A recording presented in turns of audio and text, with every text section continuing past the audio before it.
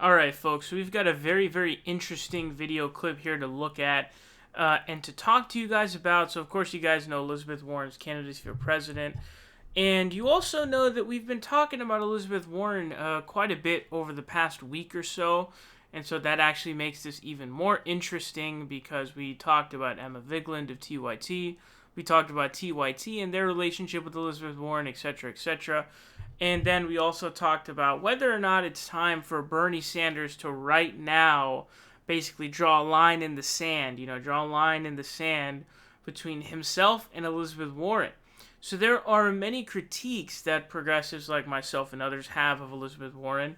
And one of them is actually that she had actually voted for Donald Trump's military budget back in 2017. Now, what was really crazy about that budget, folks, was he got more from Congress than he asked for himself. So, in other words, Congress gave him more money than he even wanted. And she voted for that. Who voted against that? Bernie Sanders did, of course. So Emma Vigeland actually went up to Elizabeth Warren and actually asked her. Let's hear it out. I asked Senator Elizabeth Warren about her record when it comes to the military budget and foreign policy, which some from the left have criticized her on, I think with legitimate cause. And this was her answer. You have focused a lot on progressive domestic policy. You also voted for a military budget increase in 2017. How does that square with your progressive politics when we're talking about foreign policy? If the question is, do I think we should cut the military budget, the answer is yes. And I'm now on the Senate Armed Services Committee. I've had this fight over and over. But there's another part to it, too. We need to stop the control over our defense budget that's exercised by the giant defense industry. As you know, we now have a Secretary of Defense who spent 7 years as head lobbyist for Raytheon. I asked for some simple conflict of interest rules that he would abide by. For example, not to make decisions that involve Raytheon and Raytheon's bottom line. And he refused. The Republicans confirmed him anyway. But this is what corruption is all about. Putting lobbyists in charge of our government agencies, a lobbyist, former lobbyist in charge of the Environmental Protection Agency. This is the heart of corruption. And the moment has come to call it out and to fight back. That's what being in this room was all about.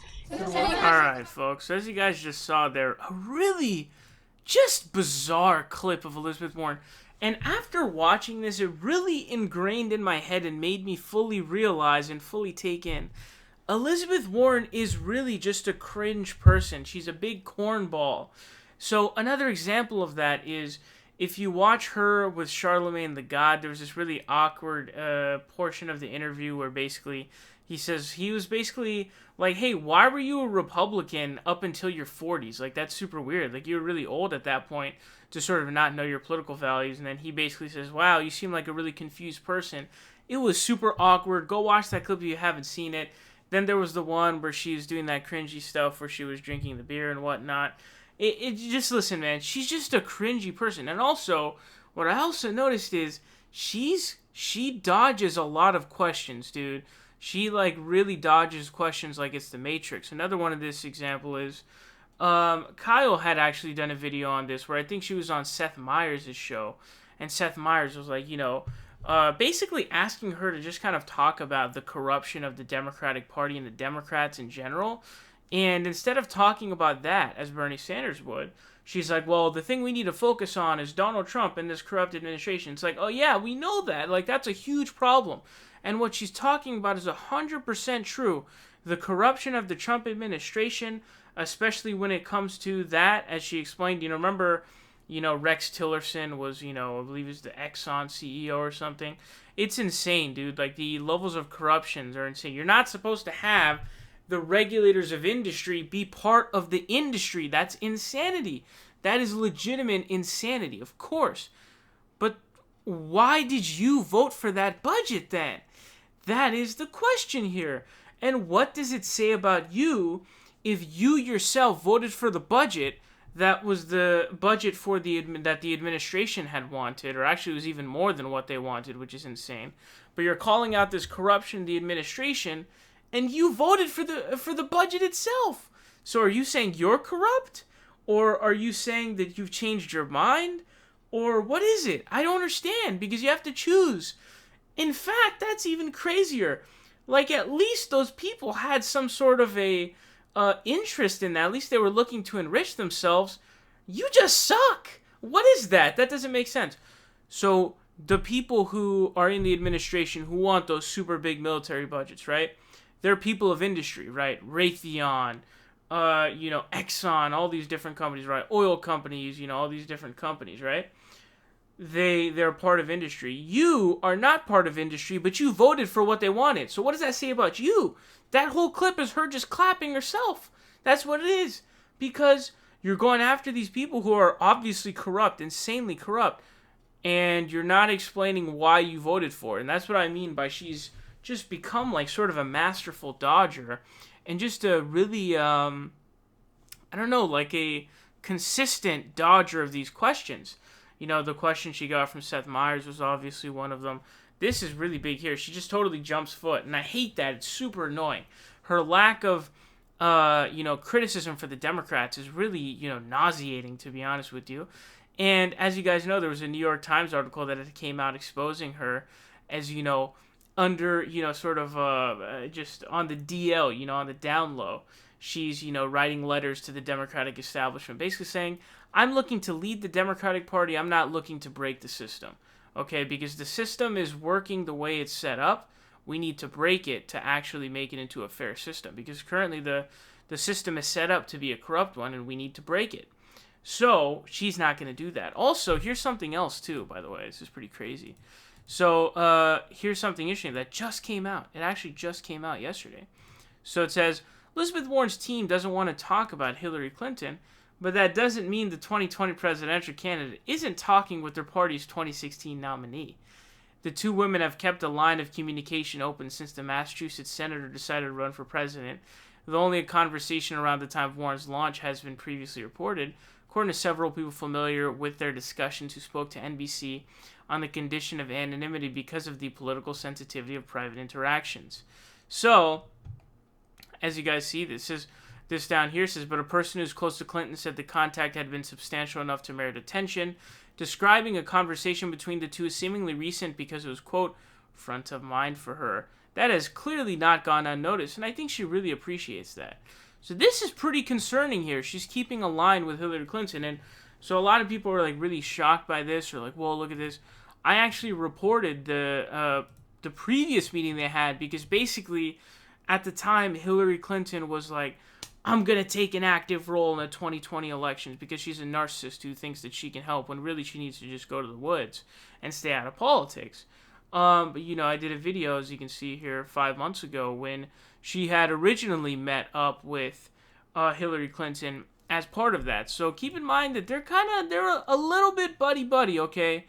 These two people are a little bit buddy-buddy, which is very, very concerning. I even saw someone say, like, imagine if she chooses her as her VP. Now, do I think that she's going to choose Hillary as her vice president? I don't know, but I hope not. I hope that's not something that's a possibility. But there are a lot of critiques to be had of Elizabeth Warren that are legitimate critiques, and why she's really nowhere near Bernie Sanders. Let's keep it real here, folks. To me, her going on TYT as well as Chris Hayes' show and basically saying, I don't believe in unilateral disarmament, which means basically, I'm not going to play by a different set of rules than the Republicans who hold these big dollar fundraisers, have these massive super PACs. So what that means is she's basically saying, I'm going to be doing these fundraisers.